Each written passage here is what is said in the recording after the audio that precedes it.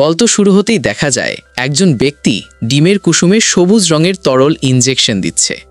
সঙ্গে সঙ্গে সেই কুসুম একটি জায়গায় দুইটি হয়ে যায়। দৃশ্য কাট হয় এবং দেখা যায় কিছু মানুষ একটি তারকা তৈরি করছে যার নাম এলিজাবেথ স্পার্কেল। এলিজাবেথ আসলে একজন অত্যন্ত সুন্দরী মডেল এবং একটি শোয়ের উপস্থাপিকা। কিছুদিন তারকা হওয়ার পর মানুষ তার সঙ্গে সেলফি তুলতে আসতো, কিন্তু ধীরে ধীরে মানুষের আগ্রহ কমে যায় এবং সেই তারকা ভেঙে পড়ে। কেউ সেটি ঠিকও করে না, যা স্পষ্টভাবে দেখায় যে এলিজাবেথ স্পার্কেলের প্রতি মানুষের আগ্রহ ফুরিয়ে গেছে।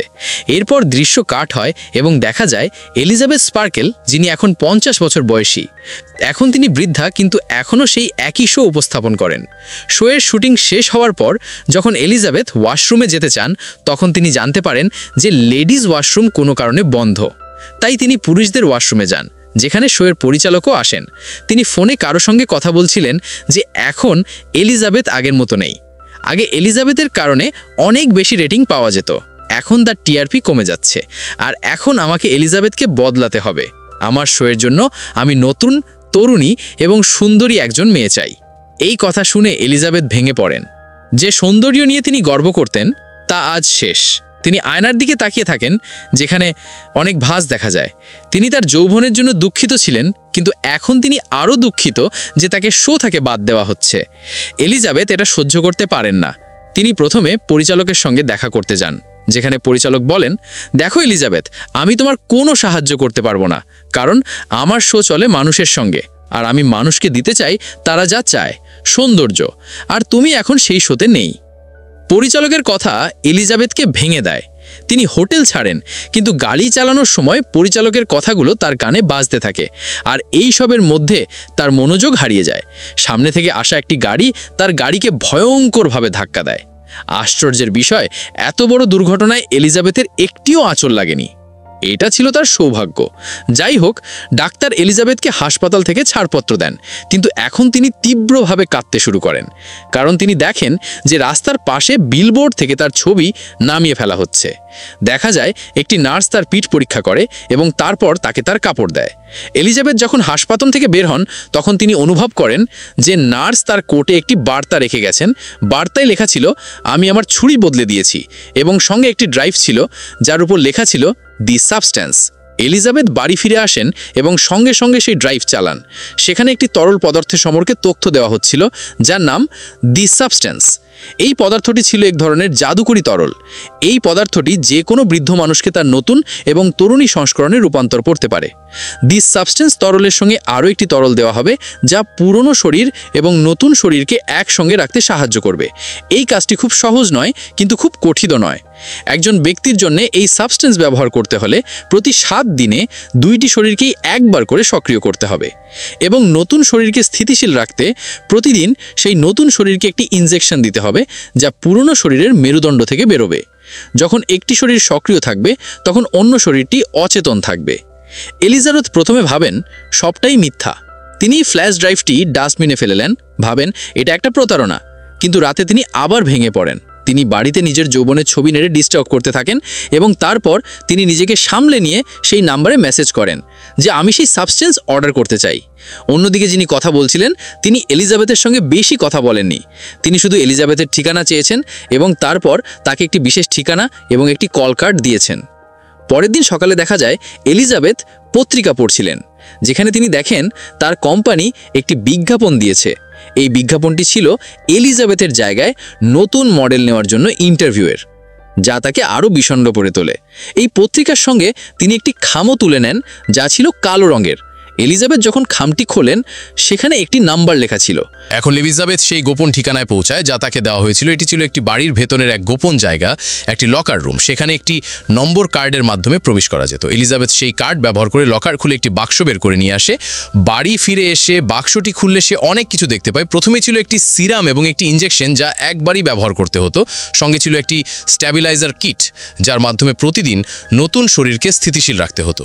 আগেই ফ্ল্যাশ ড্রাইভ থেকে জানা গিয়েছিল এই স্ট্যাবিলাইজারের তরল পুরনো শরীরের মেরুদণ্ড থেকে বের হবে। এখন 2 শরীর পরিবর্তনের জন্য একটি বিশেষ কিট দেওয়া হয়েছিল, সঙ্গে ছিল 2 শরীরের জন্য বিশেষ খাবার, তরুণ ও বৃদ্ধ শরীরের জন্য আলাদা। এরপর এলিজাবেথ ওয়াশরুমে যায় এবং অনেকক্ষণ ধরে নিজের শরীরের দিকে তাকিয়ে থাকে, যেন সিদ্ধান্ত নিতে পারছে না এটা করবে কিনা। অনেক ভাবনার পর সে নিজের শরীরে সেই সবুজ তরল সাবস্ট্যান্স ইনজেক্ট করে। প্রথমে কিছুই হয় না, কিন্তু কিছুক্ষণ পর এত যন্ত্রণা শুরু হয় যে তার চোখ ফেটে যাওয়ার উপক্রম হয়। চোখের মণি যেন দ্বিগুণ হয়ে যায়। তারপর হঠাৎ তার পিঠ ফেটে যায় এবং সেখান থেকে বেরিয়ে আসে এক নতুন তরুণী, এলিজাবেথের নতুন সংস্করণ। পুরনো শরীর থেকে বেরিয়ে আসা এক নতুন শরীর। এই নতুন এলিজাবেথ আয়নায় নিজের দিকে তাকায়, অনেকক্ষণ ধরে বিশ্বাসই করতে পারে না যে সাবস্ট্যান্স কাজ করেছে। সে এত সুন্দর ও তরুণ হয়ে গেছে যা সে কল্পনাও করেনি। নিজের সৌন্দর্য দেখে মুগ্ধ হয়ে সে পুরনো শরীরের মেরুদণ্ডে খাবারের ব্যাগ সংযুক্ত করে যাতে পুরনো শরীর বেঁচে থাকে। কোম্পানি তাকে এই ব্যবস্থাই দিয়েছিল। সারা রাত সে নিজের সৌন্দর্য উপভোগ করে। পরদিন সকালে তার নাক দিয়ে রক্ত পড়তে শুরু করে। সে ভয় পেয়ে যায়। তখন তার মনে পড়ে তাকে একটি অ্যাক্টিভেটর কিটও দেওয়া হয়েছিল। বলা হয়েছিল প্রতিদিন নতুন শরীরকে সক্রিয় রাখতে পুরনো শরীরের মেরুদণ্ড থেকে সাবস্ট্যান্স বের করে ইনজেক্ট করতে হবে। তাই সে সঙ্গে সঙ্গে পুরনো শরীর থেকে সাবস্ট্যান্স বের করে ইনজেক্ট করে। এরপর সে পুরোপুরি স্বাভাবিক হয়ে যায়। এই নতুন শরীর আগের চেয়েও বেশি সুন্দর ছিল। তাই সে প্রস্তুত হয়ে সেই শোয়ের অডিশনে যায় যেখান থেকে তাকে বাদ দেওয়া হয়েছিল। সেখানে সবাই তার সৌন্দর্য দেখে হতবাক হয়ে যায়। পরিচালকও সঙ্গে সঙ্গে তাকে নির্বাচিত করে। এলিজাবেথ সেখানে নিজের নাম বলে শো। ইন্টারভিউতে নির্বাচিত হওয়ার পর সোহো মনে করে প্রতি সপ্তাহে শরীর পরিবর্তন করতে হবে। এজন্য সে অজুহাত দেয়, আমার মা অসুস্থ, আমাকে প্রতি সপ্তাহে গ্রামে যেতে হয় মায়ের দেখাশোনা করতে। পরিচালক কোনো প্রশ্ন না করে ছুটি দেওয়ার শর্তে রাজি হয়ে যায়। অবশেষে সোহো সেই চাকরি পেয়ে যায়। সেই চাকরি খুব উপভোগ করতে থাকে। নতুন শরীরের সৌন্দর্য দেখিয়ে সে দ্রুত অনেক ফলোয়ার তৈরি করে। তার বিলবোর্ড, বিজ্ঞাপন শহর জুড়ে ছড়িয়ে পড়ে। এখন 6 দিন কেটে গেছে, এলিজাবেথ নতুন শরীরে আছে। আজ 7 দিন শরীর পরিবর্তনের দিন, কারণ 1 সপ্তাহের জন্য এবার পুরনো শরীর সক্রিয় হবে। শরীর পরিবর্তনের পর এলিজাবেথ তার নতুন শরীরের সঙ্গে খাবার সংযুক্ত করে এবং অফিসে যায়। সেখানে পরিচালক তাকে উপহার দেয়, কিন্তু খারাপ ব্যবহার করে অফিস থেকে বের করে দেয়। এতে সে খুব কষ্ট পায়। যাই হোক, পরদিন এলিজাবেথ পত্রিকা পড়তে পড়তে একটা খাম পায়। সাবস্ট্যান্স কোম্পানি থেকে একটি বার্তা আসে, তার নতুন রিফিল কিট এসে গেছে। এলিজাবেথ কোট শার্ট পরে সেই কিট নিয়ে আসে। এখন 7 দিন পূর্ণ হয়েছে এবং এলিজাবেথ আবার শোহে রূপান্তরিত হয়। নতুন শরীর সক্রিয় হয়। এই শরীর দিয়ে সে পৃথিবীর সব আনন্দ নিতে চায়। কখনো বাড়িতে থাকে, কখনো থাকে না। এতে তার সত্যি প্রকাশ হয়ে যেতে পারে। তাই সে সিদ্ধান্ত নেয় বাড়ির একটি দেওয়াল ভেঙে সেখানে পুরনো শরীর লুকিয়ে রাখবে। সোহের কর্মকাণ্ড এত শব্দ করছিল যে প্রতিবেশী বিরক্ত হয়ে যায়। একজন প্রতিবেশী অভিযোগ করতে এলে সোহো তার সৌন্দর্য নিয়ে গর্ব করে এবং বলে, যদি কোনো সাহায্য লাগে আমাকে বলো, আমি কাছেই থাকি। কিন্তু সোহো গোপন কাজ করছিল, তার কারো সাহায্য দরকার ছিল না। তাই সে চুপিসারে দরজা বন্ধ করে দেয় প্রতিবেশীর মুখের উপর। এরপর সে অনেক ঘন্টা ধরে কাজ করে একটি গোপন ঘর তৈরি করে, যেখানে সে এলিজাবেথের পুরনো শরীর লুকিয়ে রাখে। এখন সোহো এলিজাবেথের জায়গা নিয়েছে। সোহো বিখ্যাত হতে চলেছে, তাই সে এলিজাবেথের যৌবনের সব ছবি লুকিয়ে রাখে। এলিজাবেথ নতুন শরীরে এত আনন্দে ছিল যে ভুলে যায় আজ শরীর পরিবর্তনের দিন।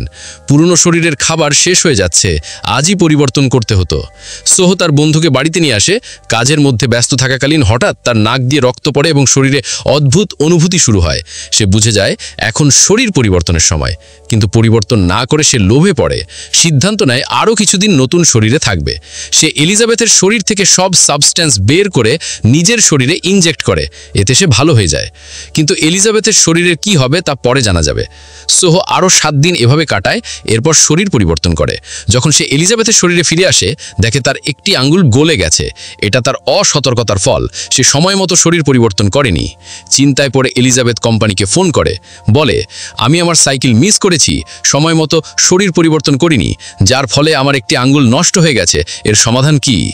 তখন কোম্পানি উত্তর দেয়, এর কোনো সমাধান নেই, যা হওয়ার তা হয়ে গেছে। কোম্পানি তাকে জানায়, তুমি 2 জন নও, তুমি 1 জন। তোমার নতুন শরীরও একটি শরীর থেকেই এসেছে, তাই তোমাকে খুব সতর্ক থাকতে হবে। যাই হোক, এলিজাবেথ তার নতুন রিফিল কিট নিতে যায়। রিফিল পাওয়ার পর সে একটি রেস্টুরেন্টে যায়। সেখানে সে একজন বৃদ্ধ ব্যক্তিকে দেখে, যিনি তার সঙ্গে অদ্ভুতভাবে কথা বলছিলেন। এলিজাবেথ লক্ষ্য করে তার হাতে সেই একই চিহ্ন রয়েছে যেটা সে হাসপাতালের নার্সের হাতে দেখেছিল। না, এটা সেই নার্সেরই বৃদ্ধ সংস্করণ। বৃদ্ধ ব্যক্তি তাকে জিজ্ঞেস করে, তোমার নতুন শরীর কি তোমাকে খাওয়া শুরু করেছে? এই কথা শুনে এলিজাবেথ ভয় পেয়ে যায় এবং সেখান থেকে পালিয়ে আসে। এলিজাবেথ এখন বাড়িতে আসে। সে চায় এই পুরনো শরীরেও সুখী হতে, তাই সে তার বন্ধুকে দেখা করতে ডাকে। সে খুব সুন্দরভাবে সাজে, নতুন সংস্করণের মতো পোশাক পরে, মেকআপ করে, প্রস্তুত হয়ে যখন বাইরে যেতে চায়, তখন সে বাইরে শোয়ের পোস্টার দেখে। সঙ্গে সঙ্গে তার আত্মবিশ্বাস ভেঙে পড়ে। সে নিজের মেকআপ, চুল সব নষ্ট করে ফেলে। সে মানসিকভাবে ভেঙে পড়ে। ডিপ্রেশনের কারণে সে প্রচুর খাবার খায় এবং তারপর ঘুমিয়ে পড়ে। পরদিন দেখা যায় এলিজাবেথ আবার শরীর পরিবর্তন করেছে। এখন তার শোয়ের সময়। এলিজাবেথ নাচছে, অর্থাৎ শোয়ের শুটিং চলছে। হঠাৎ তার শরীরের নিচের অংশে একটি ফোলা দেখা যায়। সে বিভ্রান্ত হয়ে যায় এবং শুটিং ছেড়ে ওয়াশরুমে যায়। সে সেই ফোলাটা ঘাঁটতে থাকে।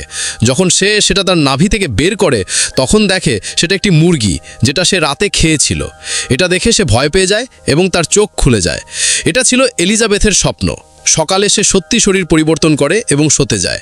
কিন্তু সেখানে গিয়ে দেখে শোয়ের লোকজন শুটিংয়ের জিনিসপত্র গুছিয়ে নিচ্ছে। তারা জানায় এখান থেকে এই শো আর চলবে না। এলিজাবেথ ভয় পেয়ে পরিচালকের কাছে যায়।